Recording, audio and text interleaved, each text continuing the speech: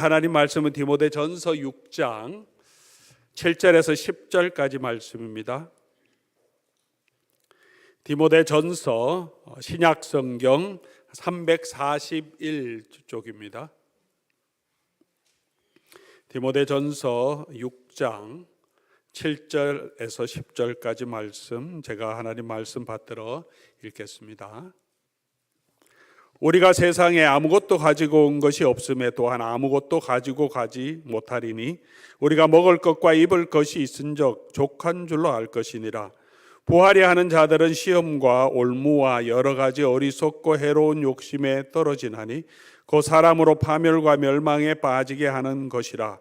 돈을 사랑함이 일만 악의 뿌리가 되나니 이것을 탐내는 자들은 미혹을 받아 믿음에서 떠나 많은 근심으로서 자기를 찔렀도다. 아멘. 오늘도 우리 강사 목사님 나오실 때 박수로 환영해 주신 감사하겠습니다.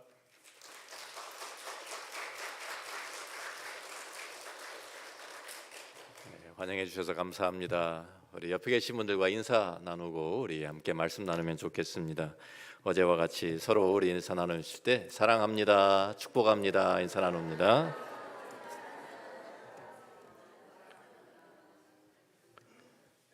새벽도 참 집회 참석하시고 저녁 때 또 다시 또 이렇게 하시려니까 참 많이 힘드시죠? 그런데 저는 잘 먹고 다녀서 그런지 아주 멀쩡합니다. 아주 너무 대접을 잘 해주셔서 참 감사합니다. 자, 오늘 우리가 참 아침에도 어제부터 계속해서 정직의 삶 나누고 있는데요. 우리 자신이 내 삶의 주인이 아니라 예수님이 나의 주님이시다. 예수는 주님이시다라는 이 고백, 바로 그것이 진정한 크리스천의 고백입니다. 우리는 정직이로서 이제는 내 자신을 위해서, 나를 위해서 사는 사람들이 아니라 하나님의 영광을 위해서 살아가는 사람들인 것이죠.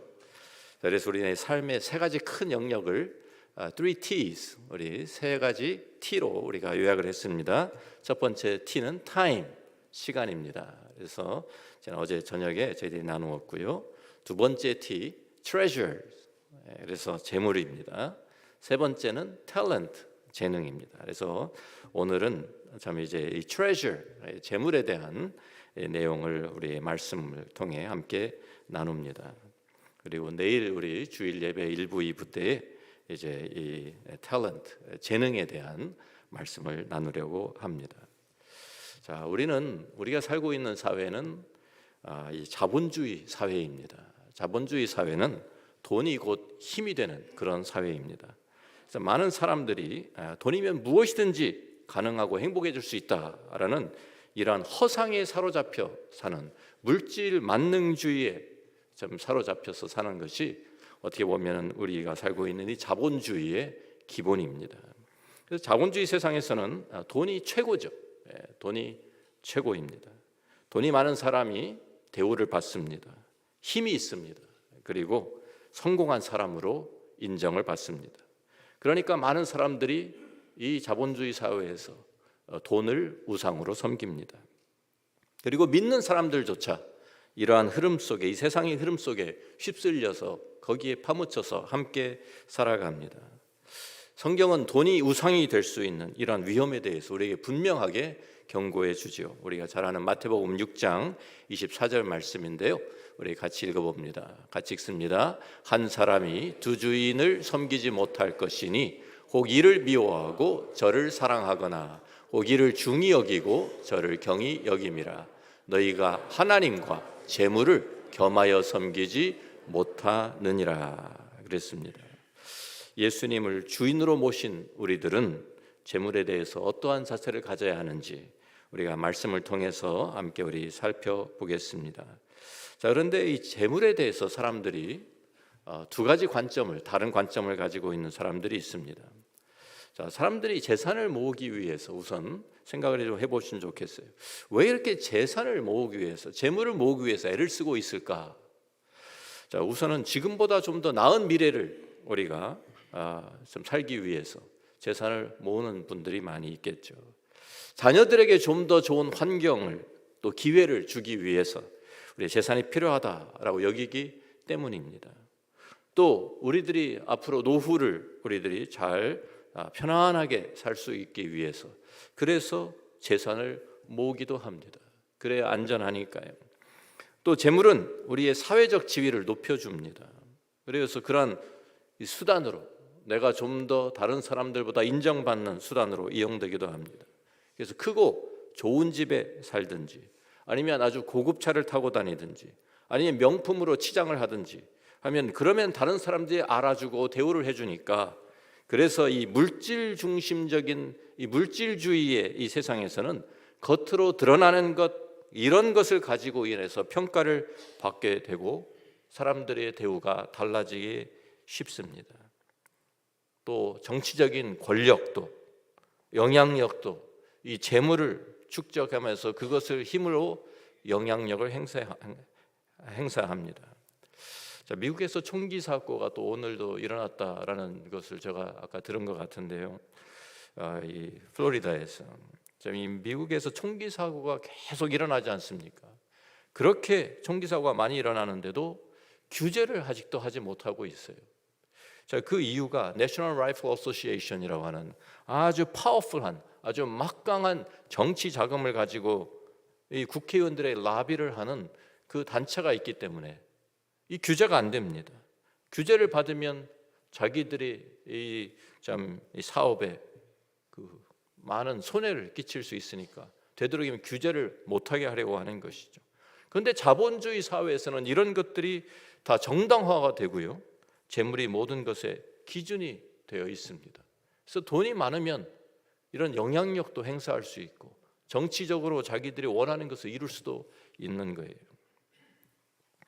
그래서 이렇게 참 재물 이것이 모든 것을 다 이룰 수 있다 생각하는 사람들이 한쪽에 있다고 하면 반대로는 재물이 많을수록 사람들에게 해롭다라고 생각하는 사람들도 있습니다. 이원론 사상에 근거를 둔 금욕주의자들은 모든 물질은 다 악한 것이다. 그리고 정신적인 것만 선한 것이다 라고 주장하는 사람들도 있습니다. 그래서 옛날 한국의 유교 사상도 좀 그런 사상이 있죠. 옛 선비들 청빈한 것 그것이 깨끗하다. 청빈 사상. 그래서 가난한 것이 깨끗한 것이다. 그것이 덕이다 라고 여기면서 살았던 사람들이 있습니다. 그래서 벼슬을 하는 사람이 돈을 좋아하면 분명히 부정부패하게 되고 그래서 또 좀 이 돈을 사랑하면 안 된다. 돈을 좋아하면 안 된다. 이렇게 가르쳤고요. 돈을 벌기 위해서 장사하는 사람들은 천한 사람들이다. 이렇게 여기기도 했습니다. 이런 두 가지 완전한 이런 이 금욕주의 또 하나는 물질주의, 만능주의 이 사이 관점에서 나는 어느 정도에 있을까? 한번 스스로 질문을 해보시면 좋겠습니다. 내가 이 두 완전히 다른 관점에서 재물은 악한 것이다. 재물은 힘이다. 이러면서 좋은 것이다. 이 관점에서 나는 어느 정도 어디에 있을까? 어느 쪽에 더 가까운가? 요즘 대부분의 사람들은 아무래도 돈은 많을수록 좋다. 이렇게 생각하는 분들이 많겠죠. 어떤 사람들은 한술 더 떠서요.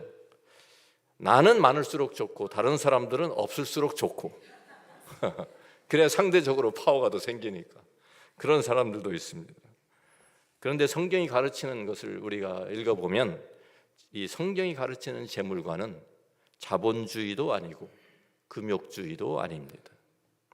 성경은 재물에 대해서 굉장히 균형 있는 가르침을 우리에게 주고 있습니다. 자, 먼저 창세기 1장 31절 말씀을 보십시오. 같이 한번 또 읽어봅니다. 하나님이 지으신 그 모든 것을 보시니 보시기에 심히 좋았더라. 저녁이 되고 아침이 되니 이는 여섯째 날이니라. 그렇습니다. 하나님께 천지 만물을 다 창조하신 후에 뭐라고 말씀하십니까? 심히 좋았더라 라고 말씀하셨어요. 모든 물질을 하나님이 창조하셨습니다. 그리고 하나님께서 그것을 보고 기뻐하셨다 라고 성경이 우리에게 말씀합니다. 이것은 이원론 아니면 금욕주의에서 가르치는 것과는 전혀 상반된 가르침이죠. 디모데전서 4장 3절부터 5절 말씀 보십시오. 제가 읽어드립니다. 혼인을 금하고 어떤 음식물은 먹지 말라고 할 터이나 음식물은 하나님이 지으신 바니 믿는 자들과 진리를 아는 자들이 감사함으로 받을 것이니라. 하나님께서 지으신 모든 것이 선하매 감사함으로 받으면 버릴 것이 없나니 하나님의 말씀과 기도로 거룩하여 짐이라. 창세기 1장 31절에 대한 사도 바울의 카멘트가 여기에 있습니다. 하나님께서 주신 모든 것이 선하게 하나님 창조하셨기 때문에 다른 귀신의 가르침이라고 사도 바울이 얘기하면서 혼인을 금해라, 음식물을 이런 건 먹지 마라 하는 이런 것들은 귀신의 가르침이다. 하나님의 말씀을 왜곡시키고 있는 것이다 라고 그렇게 말합니다. 그러니까 하나님이 만드신 것은 그 자체로는 선하고 하나도 버릴 것이 없다, 악한 것이 아니다 라고 성경이 분명히 선언해 줍니다. 단지 사람들이 잘못 사용하기 때문에 문제가 생기는 것이죠. 하나님께서 우리에게 주신 자원인데 이것을 우상으로 섬기니까 문제가 되는 것이죠. 잘못 사용하니까, 다른 사람을 해하기 위해 사용하니까 문제가 되는 것이죠. 성경은 도리어 이 물질이 하나님께서 우리에게 주시는 보상이 될 수 있다라고 말합니다. 우리가 잠언서 22장 4절 말씀 보십시오. 같이 읽어봅니다. 겸손과 여호와를 경외함의 보상은 재물과 영광과 생명이니라. 우리가 하나님을 겸손하게 섬기고 순종할 때 하나님께서 우리에게 주시는 보상 중에 하나가 재물이다라고 말씀합니다. 자, 예를 들면 우리가 성경에 나오는 믿음의 조상들을 살펴보시면 하나님께서 그들에게 엄청난 물질의 복을 주신 것을 우리가 알 수가 있습니다. 그래서 엄청난 거부들이었습니다. 창세기 13장 1절과 2절 말씀에 우리가 잘 아는 우리의 믿음의 조상 아브라함, 뭐라고 어디 나와 있습니까? 아브라함이 애굽에서 그와 그 아내와 모든 소유와 롯과 함께 네겝으로 올라가니 아브라함의 가축과 은과 금이 풍부하였더라. 그래서 우리가 여기서 풍부했다는 게 도대체 어느 정도 가지고 풍부했다라고 하느냐라고 우리가 의심을 좀 할 수가 있는데요. 우리가 창세기 14장 14절 가서 보면 우리가 어느 정도 대략적으로 가늠을 할 수가 있어요. 거기에 보면 아브라함이 그의 조카가 사로잡혔음을 듣고 집에서 길리고 훈련된 자 318명을 거느리고 단까지 쫓아갔다.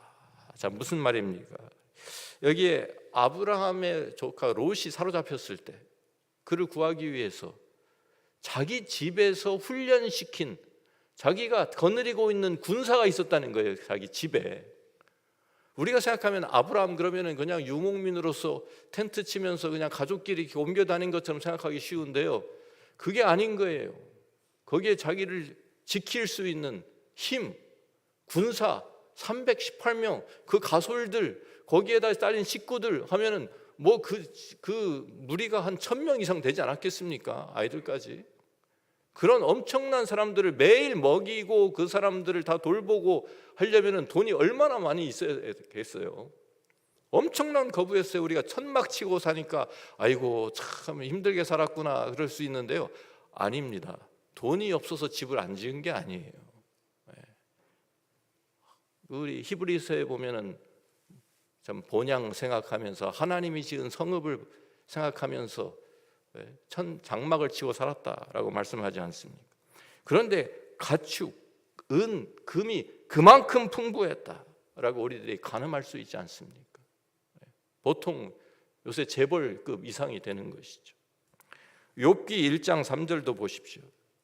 욥에 대해서 이렇게 소개합니다. 그의 소유물은 양이 7,000마리요 낙타가 3,000마리요 소가 500결이요 암나귀가 500마리며 종도 많이 있었으니 이 사람은 동방 사람 중에 가장 훌륭한 자라. 그런데 영어 성경을 보면요, ESV 성경에서 This man was the greatest of all the peoples of the east 이렇게 되어 있어요.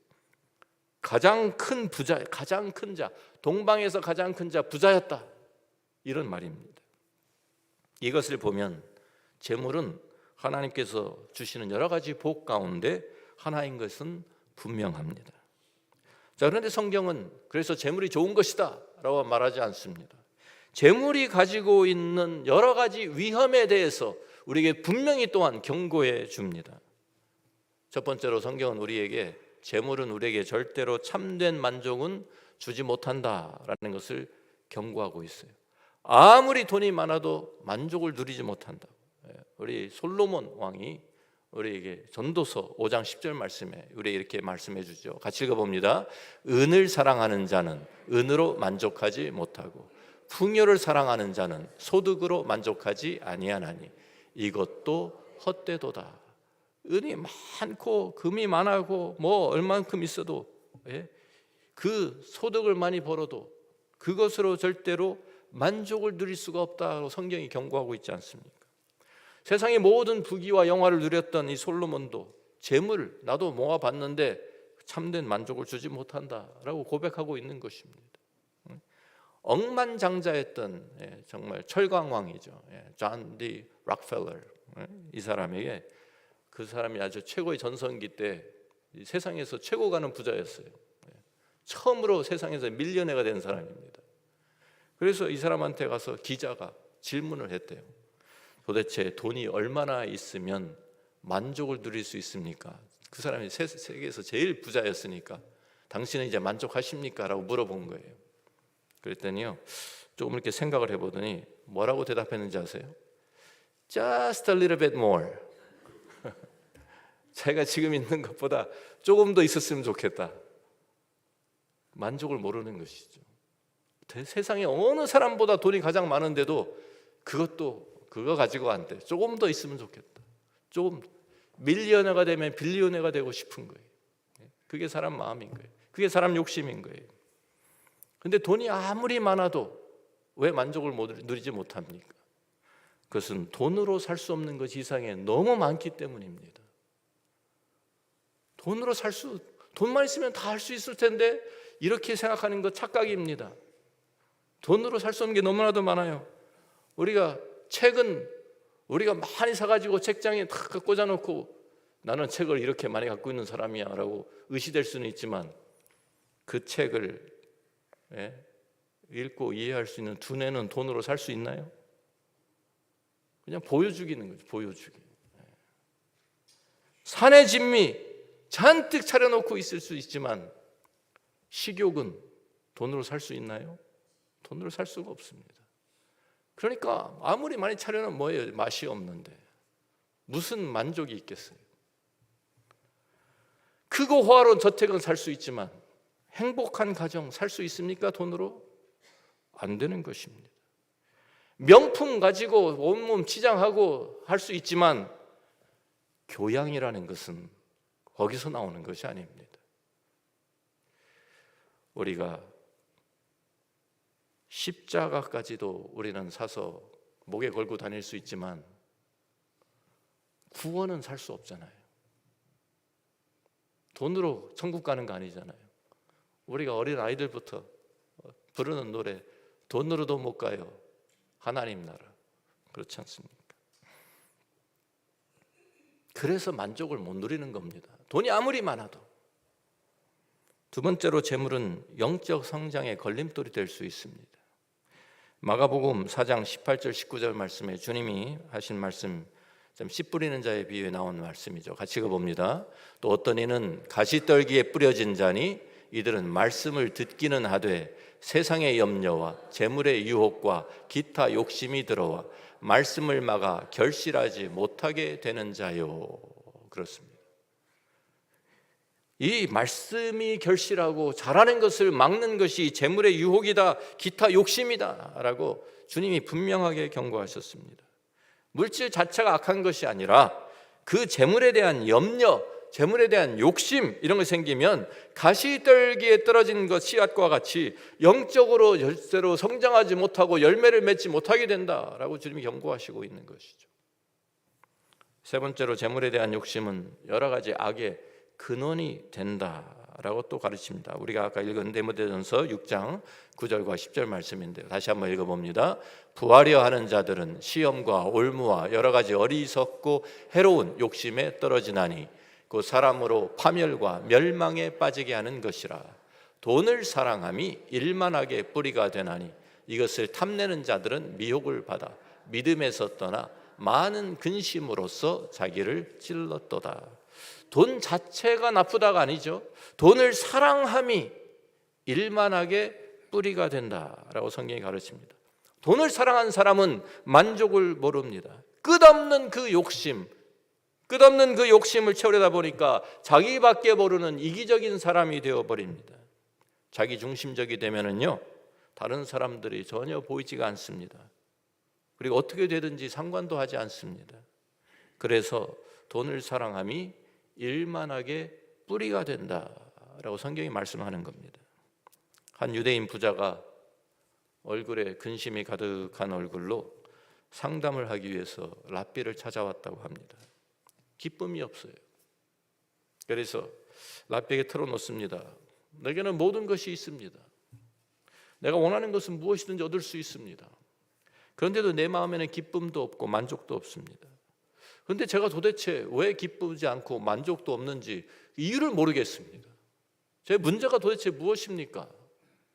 랍비에게 여기서 와 상담을 요청을 했어요. 그러니까 랍비가 그 사람의 얼굴을 잠시 이렇게 들여다보고 있다가 아무 말도 하지 않고 그 사람 손을 잡고 창가로 이끌고 갑니다. 창가에 세워놓고 자 보십시오. 무엇이 보이는지 한번 보십시오라고 했어요. 그러니까 창문을 통해서 밖을 내다보죠. 그러니까 거기 있는 사람들을 보는 거예요. 아, 사람들이 보입니다. 길거리에서 일하는 사람도 있고 앉아서 대화를 나누는 아낙녀들도 있고 길거리에서 또 뛰어노는 아이들도 보입니다. 그러니까 잘 보셨습니다. 그러더니 다시 그 부자의 손을 잡고 방 안으로 다시 들어와서 방 안에 이번에는 또 그 거울 앞에 세워놓았어요. 그리고 다시 또 물어봅니다. 자, 이제는 무엇이 보입니까? 그러니까 랍비가 자기 자신이 보이잖아요. 내 자신이 보이네요. 정말 잘 보셨습니다. 바로 그것입니다. 그래서 이렇게 얘기를 했대요. 창문에도 유리가 있고 거울에도 유리가 있네. 똑같은 유리인데 유리 이 한쪽에 은이 칠해주는 순간, 은으로 옛날에는 거울을 은을 칠해서 만들었나 봐요. 은을 칠하는 순간 당신은 다른 사람들은 전혀 보지 못하고 자기 자신만 보게 됩니다. 이게 당신의 문제입니다. 이기적으로 변했기 때문에, 자기밖에 모르기 때문에, 자기 욕심만 채우다 보니까 모든 사람들이 다 떠나고 외톨이가 되고 기쁨도 없고 만족도 없는 이런 사람이 되어버린 것이죠. 세상에서 돈 때문에 얼마나 많은 범죄가 일어나고 있습니까? 살인, 또 사기 이런 강력 범죄 사건들 보면 대개 돈 때문에 그렇습니다. 생명보험금을 노리고 아내나 남편, 심지어는 아들까지도 청부살인하는 그러한 사건들이 종종 뉴스에 나옵니다. 이런 세상에 우리가 살고 있습니다. 한국 재벌 집안 2세들 보면 서로 재산 상속 조금 더 하겠다고 법정에 가서 다투고 재판하고 뉴스에 나오지 않습니까? 안 싸우는 집안이 거의 없는 것 같아요. 재산 싸움 하나는. 형제끼리 서로 원수가 되어가지고 다 무슨 이유 때문에? 돈 때문입니다. 돈에 대한 욕심 때문에. 돈에 대한 욕심이 들어오면 자기 외에 다른 사람은 아무도 보이지 않게 되는 것입니다. 우리가 정직의 삶을 살기 위해서 성경이 가르치는 올바른 재물관을 다시 한번 우리가 정리해 보면 좋겠습니다.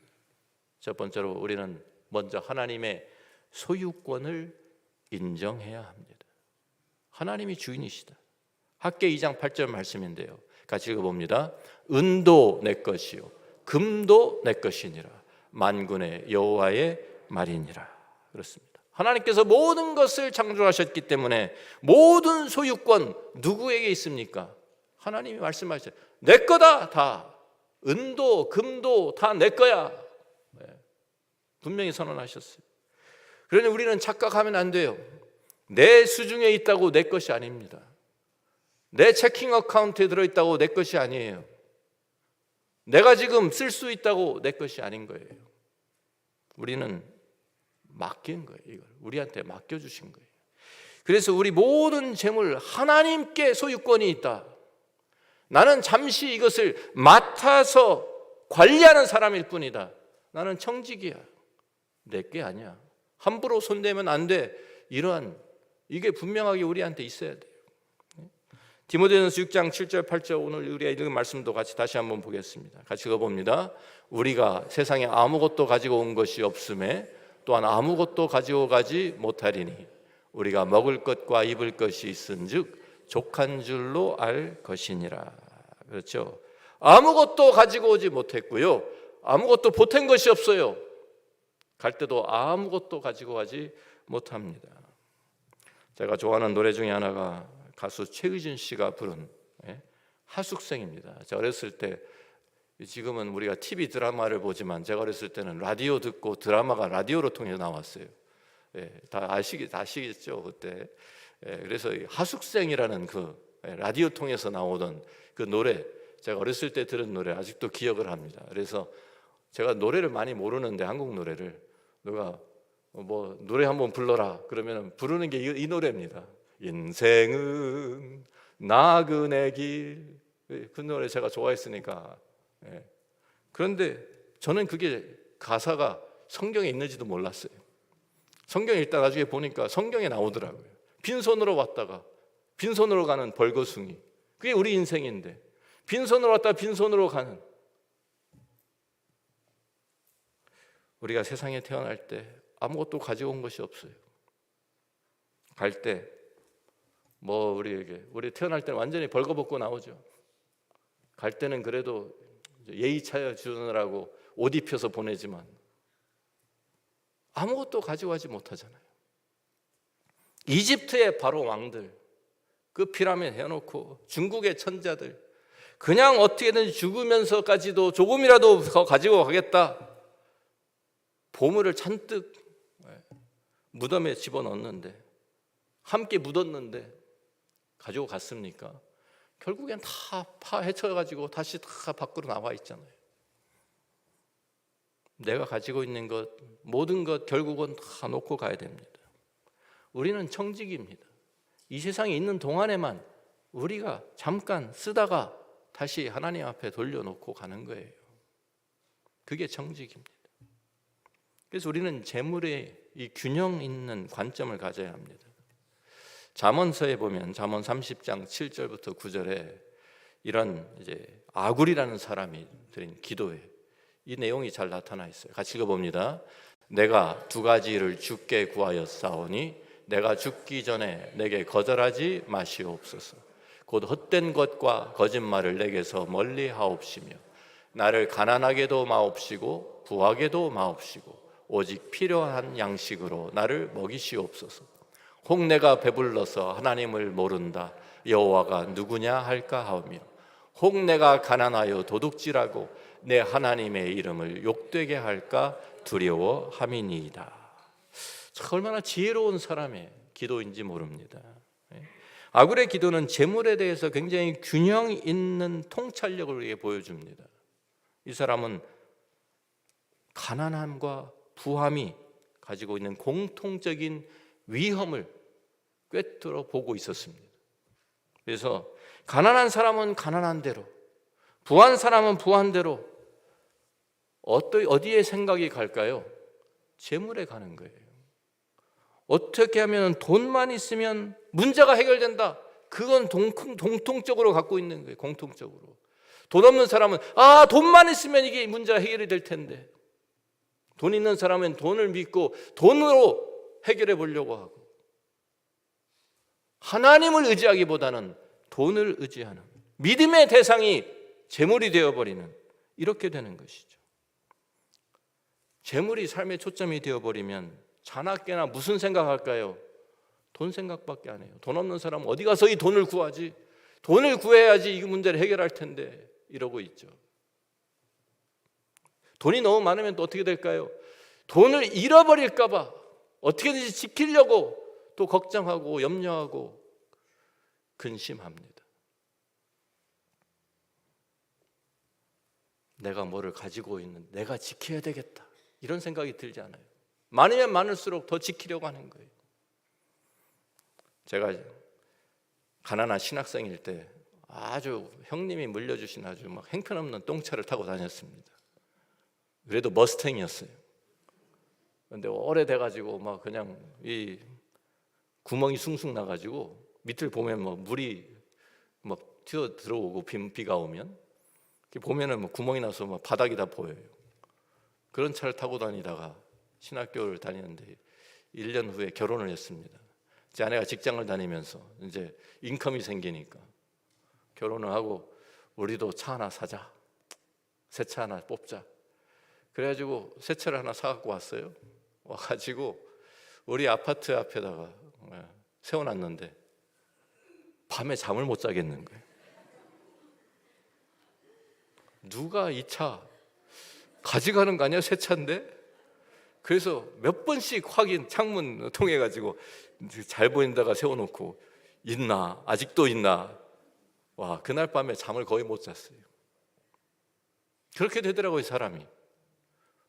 생전 처음으로 차를 사니까 새 차 냄새 너무 좋고, 그런데 한 달 정도 타니까요, 그때 조금만 돈을 더 들여가지고 옵션을 좀 더 넣을 걸. 이 파워 옵션을 넣어가지고 윈도우 탁 누르면 쫙 내려가는. 근데 아직도 이거 하고 있어. 그런 생각 들더라니까요. 우리들이 돈이 많으면 잃어버릴까 봐 걱정, 돈이 너무 없으면 어떻게 구할까 걱정, 온통 생각이 거기가 있어요. 결국 우리의 삶의 우선순위가 돈이 되어버려요.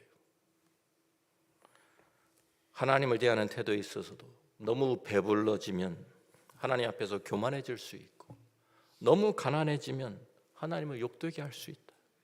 아굴이 가진 참 그 밸런스. 또 다른 사람에 대한 태도도 달라지겠죠. 재물이 많은 사람, 없는 사람 멸시하게 되고, 재물이 없는 사람은 있는 사람 앞에서 굽신거리면서 비굴해지고, 이처럼 재물은 하나님과의 관계뿐만 아니라 사람들 사이의 관계의 본질을 깨트려 버릴 수 있는 위험이 있습니다. 그래서 우리는 청지기로서 재물에 대한 아주 균형 있는 관점과 믿음을 가지고 있어야 합니다.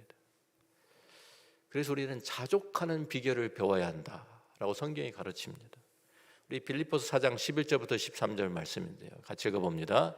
내가 궁핍함으로 말하는 것이 아니니라 어떠한 형편에든지 나는 자족하기를 배웠노니 나는 비천에 처할 줄도 알고 풍부에 처할 줄도 알아.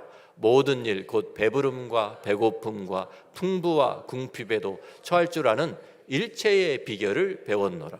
내게 능력 주시는 자 안에서 내가 모든 것을 할 수 있느니라. 아멘. 많은 사람들이 빌립보서 4장 13절 잘못 이해하고 있죠. 그리고 잘못 인용합니다. 왜? 이것만 딱 떼어가지고 내게 능력 주신 자 안에서 내가 모든 걸 할 수 있어.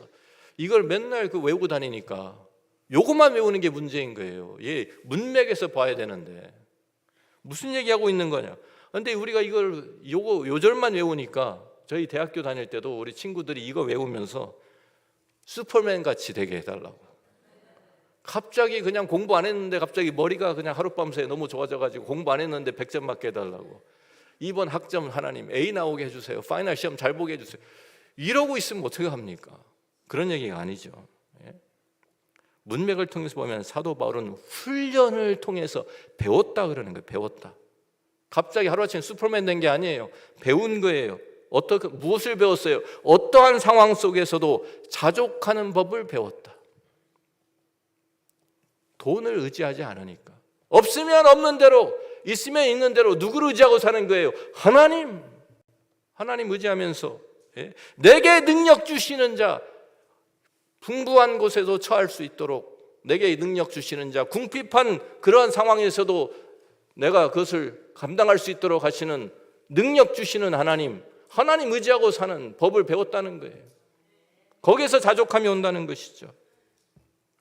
환경에 지배를 당하는 것이 아니라 그것을 초월해서 살아가는 믿음을 말하고 있는 것입니다. 어떻게 모든 형편에서 우리가 자족할 수 있을까요? 하나님을 믿으니까, 하나님의 주권을 믿으니까, 하나님께서 하나님의 자녀들을 책임지신다라는 것을 믿는 것이니까, 하나님께서 내가 필요한 것은 하나님이 분명히 공급해 주신다, 그 믿음이 있으니까. 빌립보 4장 19절에 그래서 나의 하나님이 그리스도 예수 안에서 영광 가운데 그 풍성한 대로 너희 모든 쓸 것을 채우시리라 약속합니다. 자족하기 위해서 중요한 것은요, 나의 삶과 나의 형편을 다른 사람의 것과 비교하지 않는 것입니다. 다른 사람과 비교하기 시작하면 절대로 만족 누릴 수 없습니다. 하나님께 나에게 주신 형편이 다르고 하나님께 나에게 주신 상황이 다른데, 다른 사람과 내 처지가 완전히 다른데 비교하기 시작하면 절대로 만족 못 누리죠. 우리 속담에 남의 떡이 더 커 보인다 말이 있지 않습니까? 영어로도 비슷한 속담이 있어요. The grass is always greener on the other side of the fence. 옆에서 보면 아주 그냥 그 집은 아주 잔디 관리가 기가 막히게 된 것 같아요. 빈 구멍이 하나도 없어요. 왜? 옆에서 보니까 그렇게 보이죠. 위에 가서 보세요. 구멍이 뻥뻥 뚫려 있지. 저런 남편하고 같이 살면 얼마나 좋을까? 살아보세요. 어떤가? 그러잖아요. 맨날 그 아내들이 우리 남편하고 살아봐. 정말 어떤가? 이웃이 땅을 사면 배가 아프다는 속담 왜 생겼어요? 비교하기 시작하니까 불행이 시작되는 겁니다. 남편도 서로 비교하면 안 돼요. 저 사람은 돈을 얼마나 번다는데 당신은 뭐 하는 거야 도대체 지금까지. 이런, 저 사람은 새로 새 차 뽑았다는데 저 집은, 우리는 왜 이 차 아직도 타고 다녀야 되는 거야. 이런 거.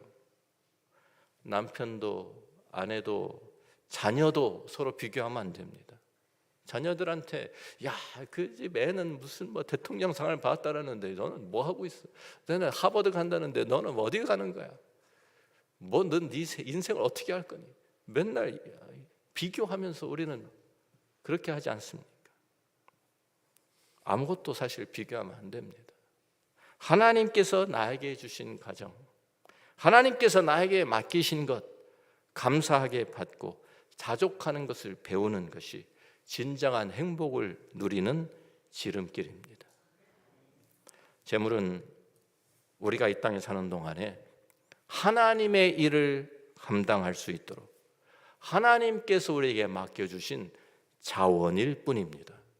그 이상도 아니고 그 이하도 아닙니다. 재물 자체가 우리의 목표가 될 수가 없는 거예요. 이것을 목표로 삼으면 안 돼요. 이거는 수단이지, 이것은 하나님께 주신 자원이지, 이것을 통해서 어떤 참된 만족, 내가 그 정도만 가지면 내가 아주 기쁠 거야, 행복할 거야, 절대로 아닌 거예요. 평안도 없고 기쁨도 없습니다. 왜? 이런 만족과 평안과 기쁨은 재물이 주는 거 아니에요. 하나님께서 공급해 주시는 거예요.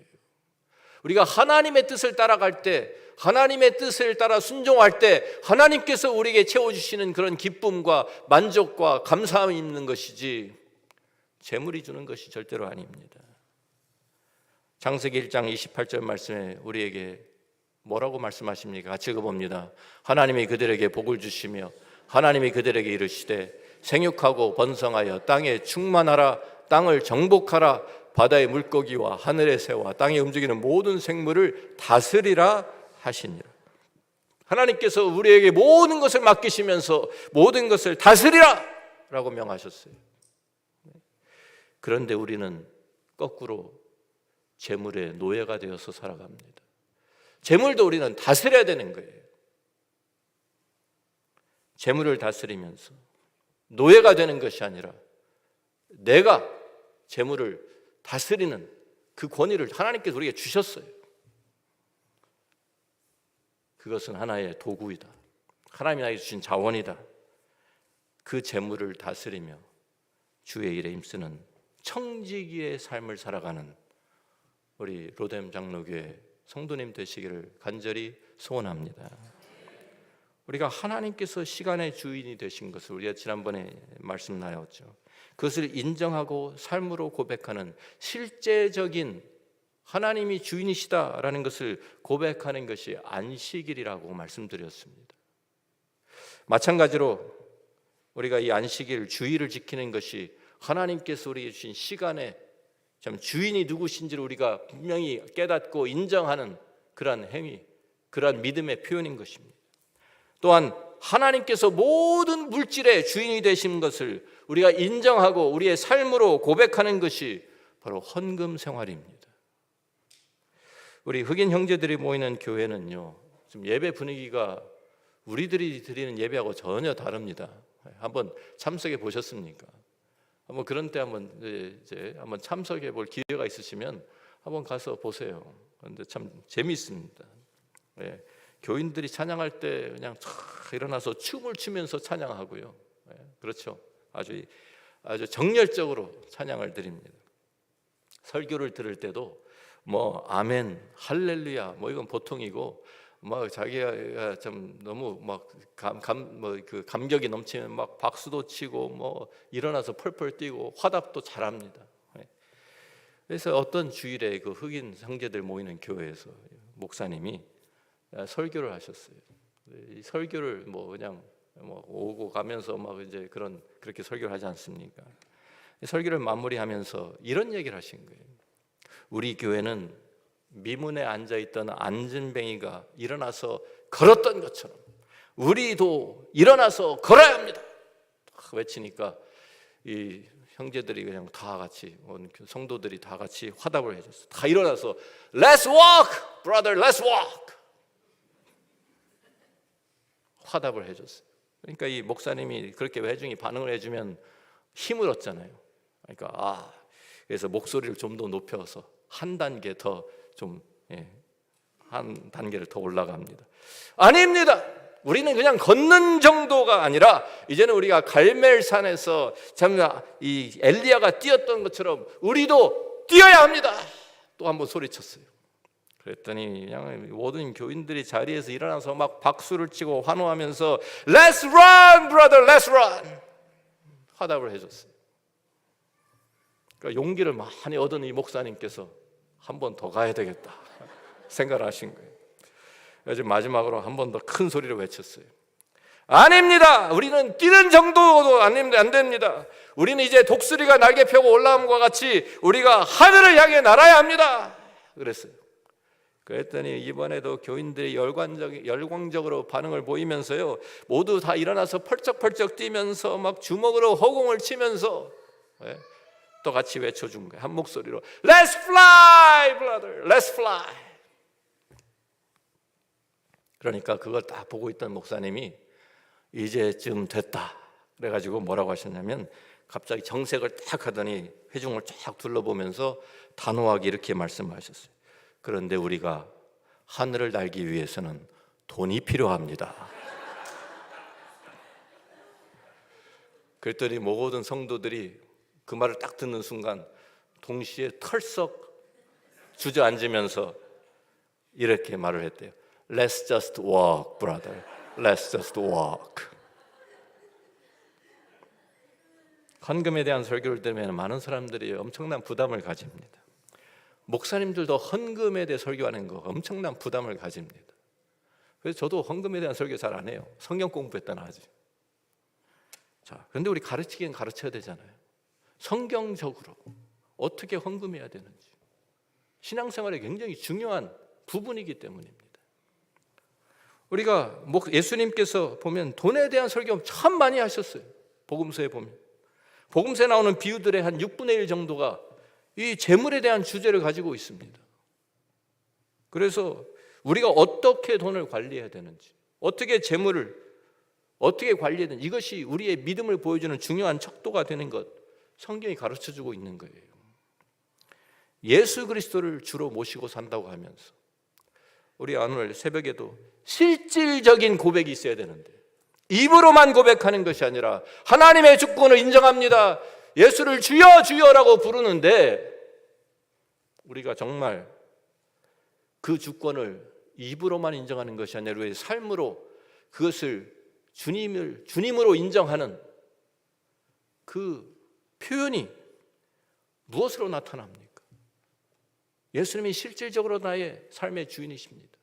우리가 주일 성수하면서 모든 이 만물을 6일 만에 창조하신 하나님 우리가 예배하고, 또 우리를 구속하신 하나님 우리가 예배하고 찬양하는 그것이 우리의 삶으로 어떻게 나타나야 됩니까?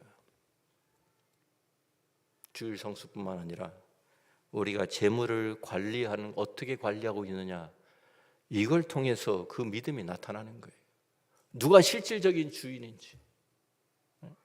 그래서 마르틴 루터는 이런 말을 했습니다.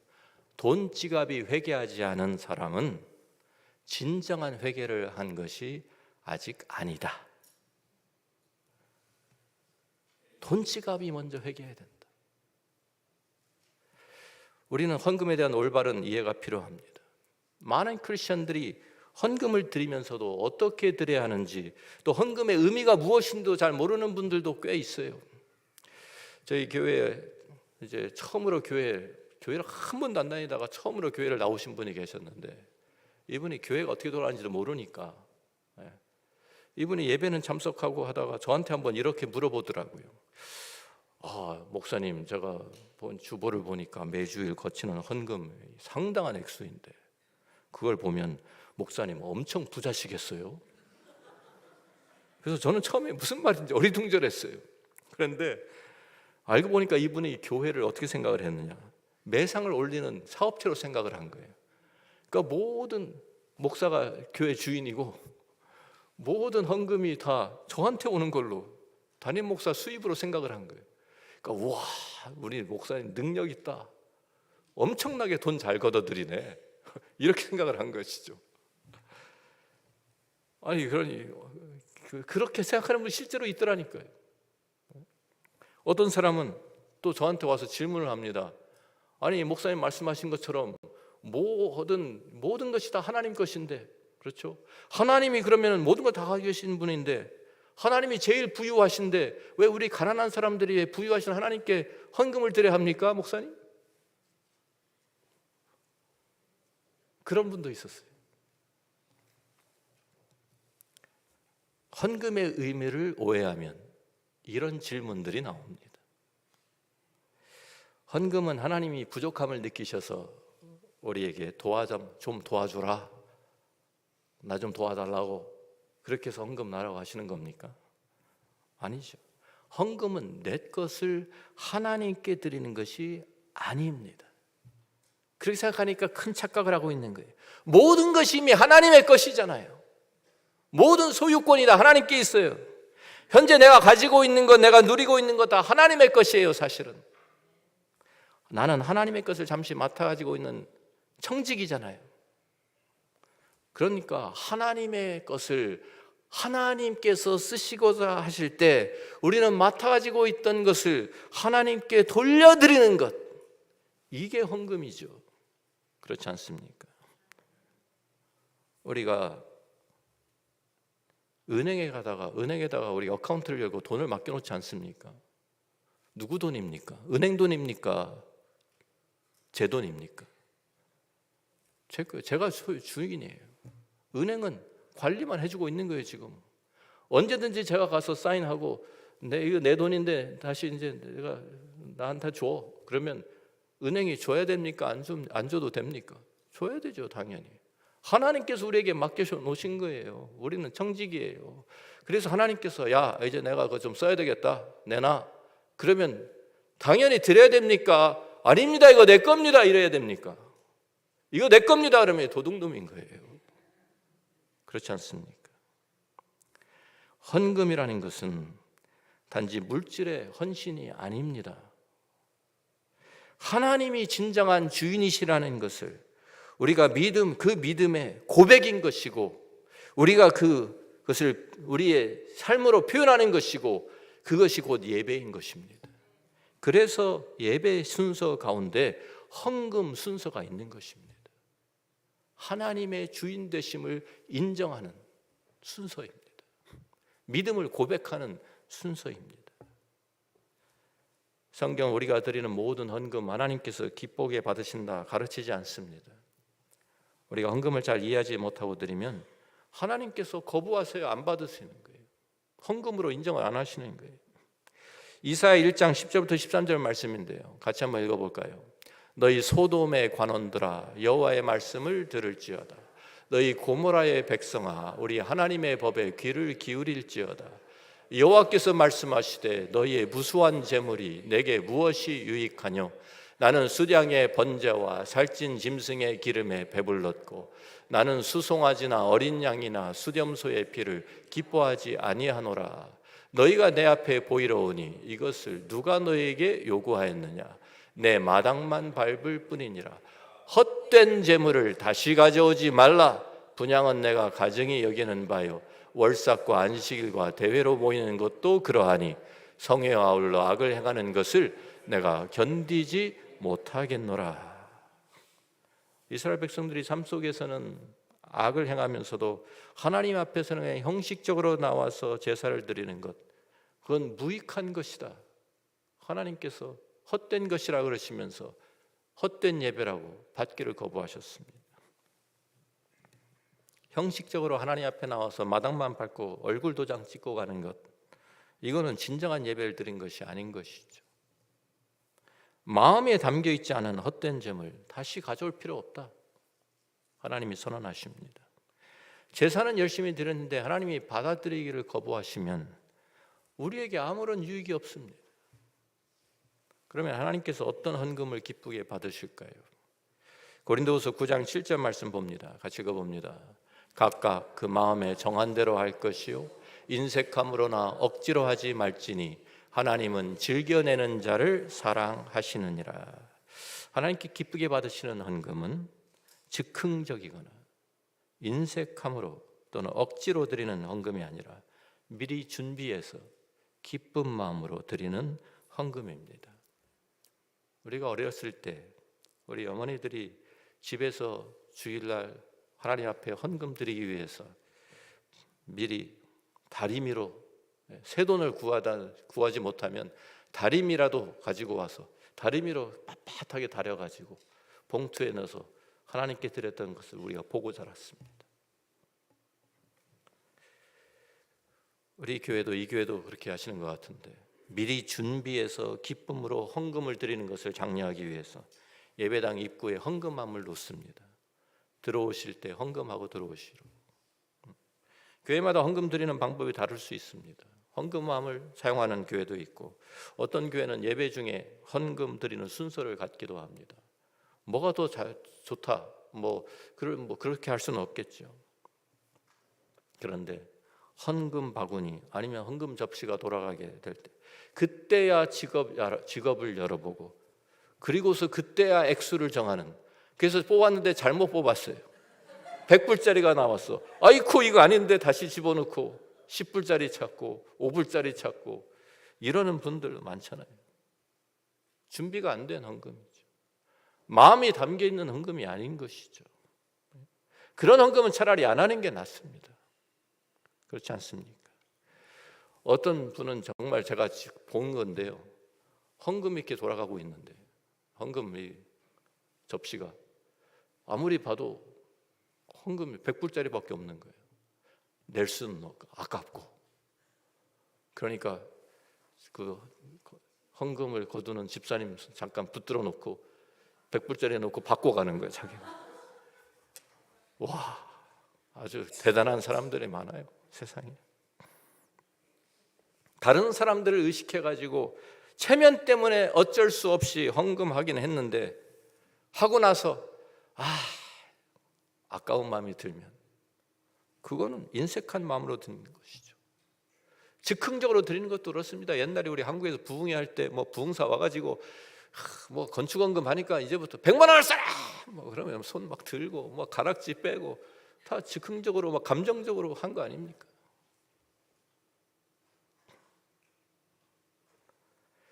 헌금을 드리고 갔는데 집에 가서 이거 어떻게 하지? 이것도 아닌 것이죠. 인색한 마음이죠. 왜 아까운 마음이 들까요? 내 것을 드린다고 하니까 아까운 거예요. 내 것이라고 생각하니까, 내 돈인데 이거를 그냥 내놓으려니까 너무 아까운 거예요. 얻는 것도 없는데. 그렇지 않습니까?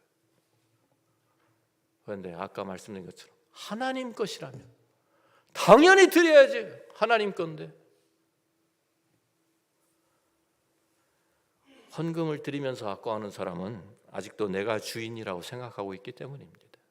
내 돈이라고 생각하기 때문이에요.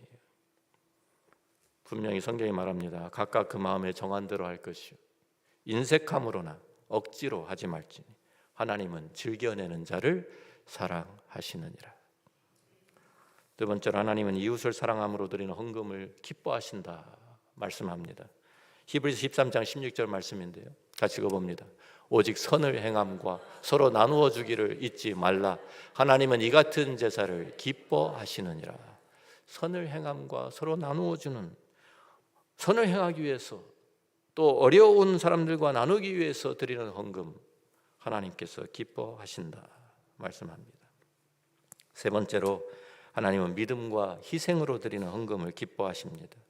마가복음 12장 41절부터 44절에 또 이런 말씀이 있죠. 같이 읽어봅니다. 예수께서 헌금함을 대하여 앉으사 무리가 어떻게 헌금함에 돈 넣는가를 보실새 여러 부자는 많이 넣는데 한 가난한 과부는 와서 2렙돈 곧 한 고드란트를 넣는지라.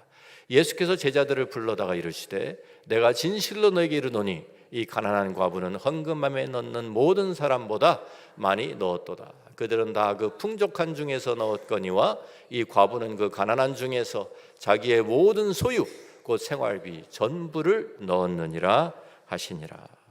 그렇죠. 우리가 잘 아는 내용 아닙니까? 자, 이 가난한 과부가 드린 2렙돈 얼마나 되는 돈인지 아십니까? 한 렙돈이 한 데나리온의 128분의 1입니다. 자, 우리가 한 데나리온, 그 당시에 하루 일당이라고 우리가 말했죠. 그래서 하루 일당을 우리가 지금 돈으로 환산해 보면 100불이라고 이제 알기 쉽게 생각하면 한 렙돈은 1불도 안 되는 돈이에요. 78센트 정도 되는. 두 렙돈, 그렇다고 해도 1불 56전. 그냥 겨우 빵 하나 사 먹을 정도. 그 정도의 돈. 그게 마지막에 전부. 그거 없으면 굶어야 되는 거예요. 그런데 그것을 아낌없이 하나님 앞에 드렸어요. 믿음이 아니고서는 할 수 없죠. 보통 사람들이 2렙돈을 가지고 있잖아요. 그러면 어떻게 생각을 하나요? 하나는 드리고 하나는 내가 갖고, 이렇게 생각하기 쉽죠. 둘이니까. 그런데 2개를 다는 거예요. 그래서 주님께서 이 과부가 헌금 가장 많이 했다 칭찬해 주셨어요. 자기가 가지고 있던 전부를 넣었으니까, 생활비 전체를.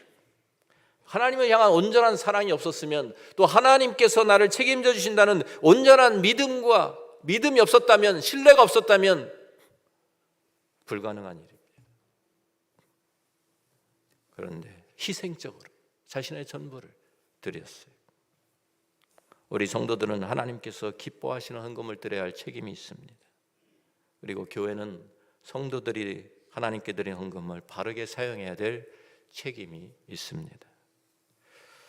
이제 성경은 그러면 도대체 우리는 좀 프랙티컬하게, 실제적으로 도대체 얼마를 드려야 하나? 그런데 성경이 우리에게 주는 원리, 성경이 우리에게 가르치는 그러한 헌금의 원리가 있습니다. 각자의 소득의 비율에 따라 드려라 라고 성경이 가르칩니다. 신명기 16장 17절 말씀인데요.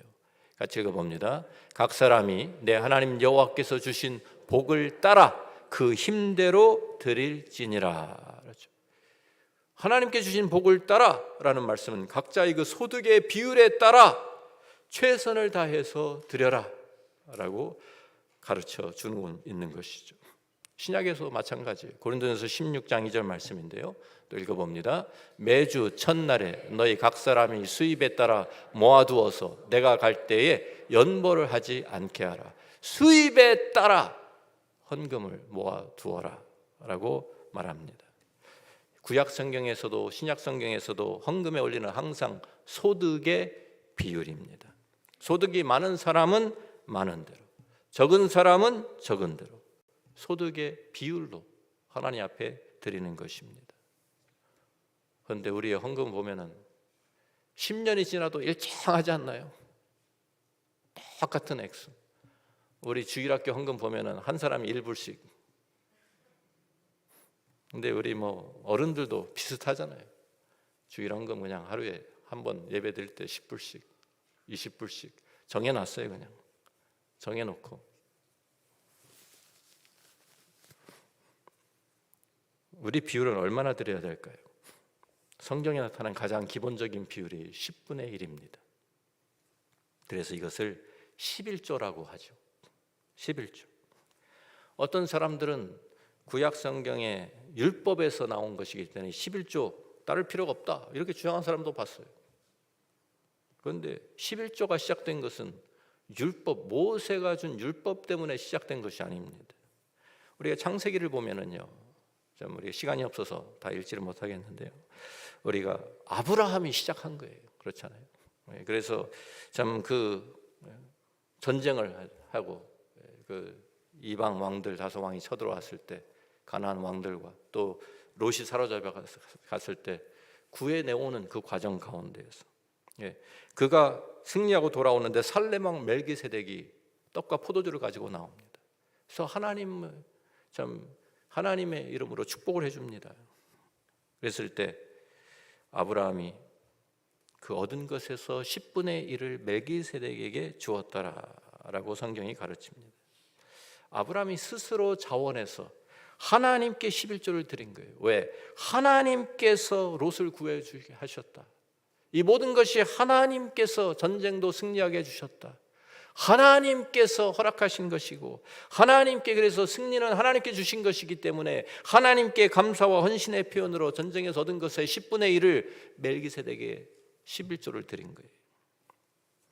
또 창세기 18장에는 야곱도 똑같이 하나님 앞에 서원합니다. 창세기 28장 20절에 나오는 내용을 읽어드리면 야곱이 서원하여 이르되 하나님이 나와 함께 계셔서 내가 가는 이 길에서 나를 지키시고 먹을 떡과 입을 옷을 주시어 내가 평안히 아버지 집으로 돌아가게 하시오면 여호와께서 나의 하나님이 되실 것이요 내가 기둥으로 세운 이 돌이 하나님의 집이 될 것이요 하나님께서 내게 주신 모든 것에서 10분의 1을 내가 반드시 하나님께 드리겠나이다. 서원합니다. 하나님이 시킨 거 아니잖아요.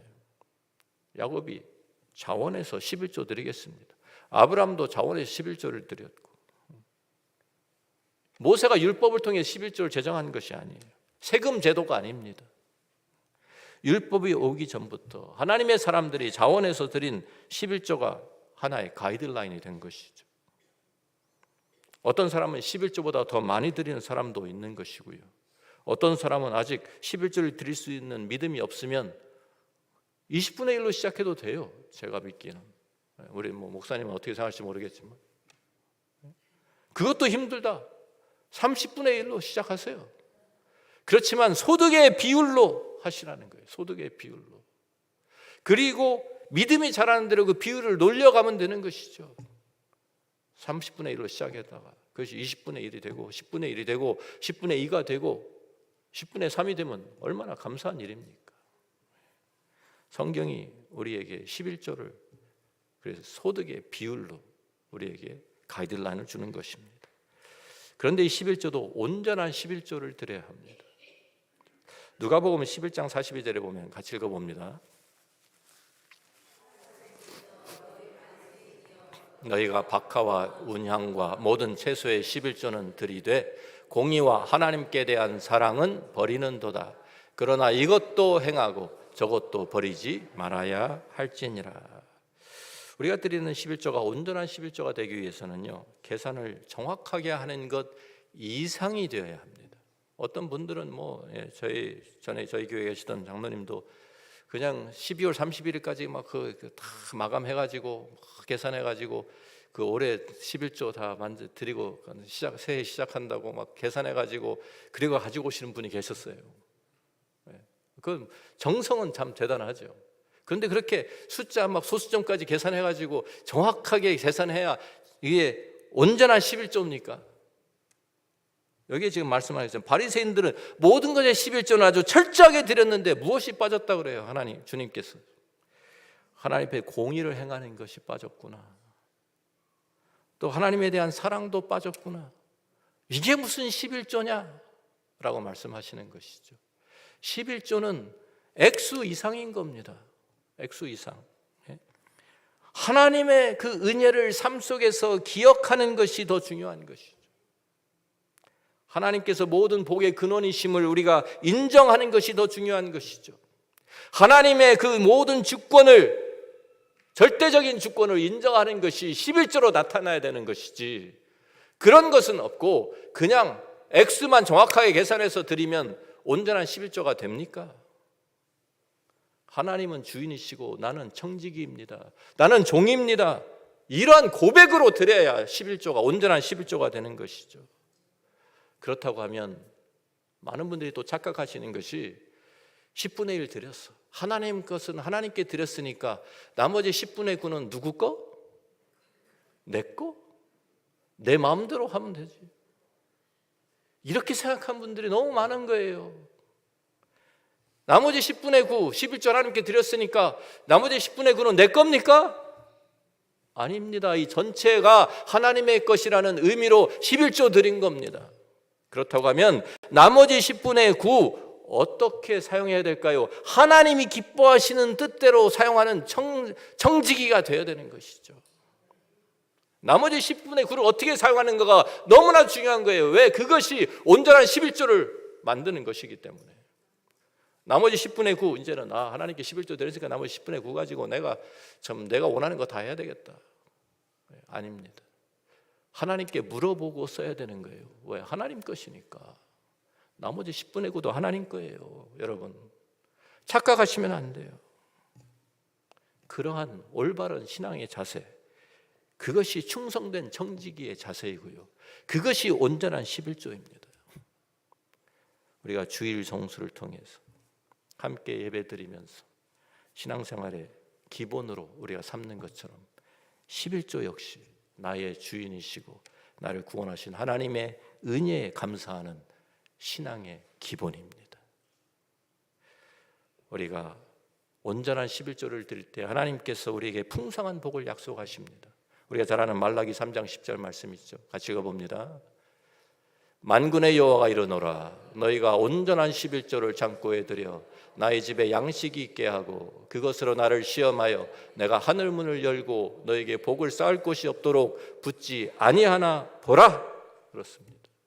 고린도서 9장 8절부터 11절 말씀도 또 같이 읽어봅니다. 하나님이 능히 모든 은혜를 너에게 넘치게 하시나니 이는 너희로 모든 일에 항상 모든 것이 넉넉하여 모든 착한 일을 넘치게 하려 하심이라. 기록된 바 그가 흩어 가난한 자들에게 주었으니 그의 의가 영원토록 있느니라 함과 같으니라.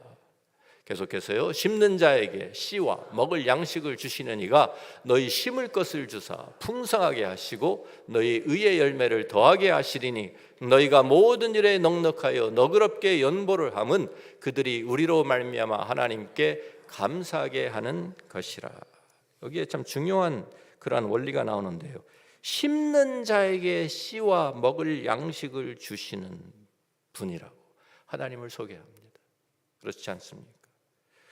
우리가 성실한 기업가를 찾아서 투자를 한다고 생각해 보십시오.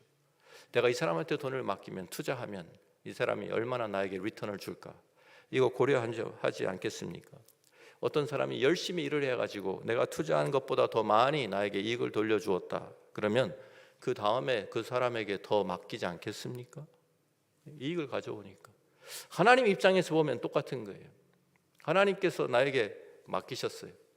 그런데 그것을 내가 잘 하나님 위해서, 하나님의 나라를 위해서, 하나님 영광을 위해서, 또 다른 사람들을 돕기 위해서, 선한 일을 위해서 내가 흩고 심고 내가 그것을 사용하니까 하나님께서 보시고 이야, 내 마음에 꼭 드네, 정말 일 잘하네. 그러면 더 맡기시겠습니까? 안 맡기시겠습니까? 더 맡기신다는 거예요. 우리가 하나님의 청지기로, 선한 청지기로 하나님의 마음에 들게 우리가 살아가면 하나님께서 왜 우리에게 더 풍성한 것으로 맡기지 아니하시겠느냐, 사도 바울에게 말씀합니다. 같은 맥락으로 존 웨슬리 이런 말을 했어요. 주보를 보니까 목사님도 그 말씀 하셨던데, 내일 주보에 나오는 말을 제가 사용합니다. Make as much as you can. 그렇죠. 얼마나 모든 사람들이 그래, 좋은 말이야. Save as much as you can. 이것도 좋은 말이죠. 근데 마지막에 뭐라고 했냐? Give as much as you can. 그게 그분의 철학이었어요. 그리고 자신도 이것을 실천하였는데 그는 11조를 드리는 생활을 하다가 자기는 충분히 생활할 수 있는데 10의 1조 좀 너무 약하다. 그래서 그걸 10분의 2로 늘렸어요. 그리고 또 살다 보니까 이것도 많네. 남은 것이 너무 많네. 하나님께 더 드려야 돼. 10의 3, 10의 4, 10의 5 계속 늘리다가 결국에는 10분의 1만 자기가 하나님 앞에 사용하고 나머지 10분의 9는 하나님께 드렸다고 합니다. 하나님이 기뻐하시지 않으시겠습니까? 정말 청지기의 삶이 어떠한 것을 삶으로 보여준 그러한 귀한 예라고 생각이 됩니다. 존 웨슬리처럼 우리 모두가 하나님께 부요한 청지기로 살아가는 우리 로뎀 장로교회 성도 한 분 한 분이 되기를 주의 이름으로 축원합니다.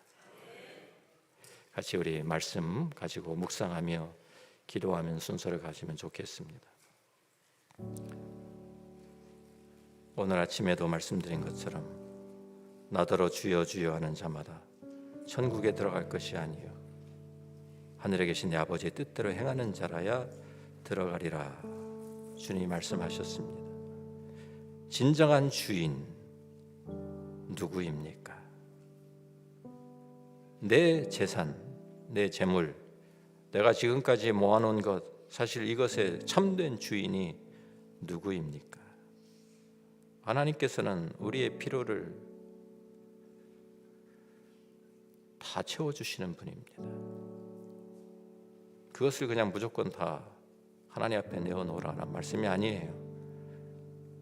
선한 청지기처럼 하나님 앞에 우리의 믿음과 삶의 주인이 누구신지를 분명하게 삶으로 고백하고 표현하고 11조를 드리는 것, 나머지 10분의 9도 하나님의 뜻대로 사용하겠다고 하나님 앞에 헌신하는 것, 이것이 선한 청지기입니다. 우리는 그동안 하나님의 주권을, 절대적인 주권을 인정하며 온전한 11조 드리고 있었습니까? 우리 한번 하나님 앞에 우리 자신을 돌아보며 새롭게 헌신하고 다짐하는, 하나님 온전한 11조 생활하겠습니다. 온전한 11조로 하나님을 영화롭게 하겠습니다. 저는 단지 청지기일 뿐입니다. 하나님께서 맡기신 것을 관리하는 사람입니다. 주님, 주님의 것을 성실하게 하나님 앞에서 보관하고 또 사용하고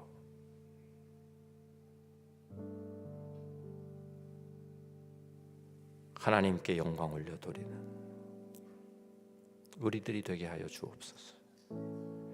함께 기도하는 시간, 잠깐 우리 기도하는 시간, 우리 통성으로 함께 기도하겠습니다.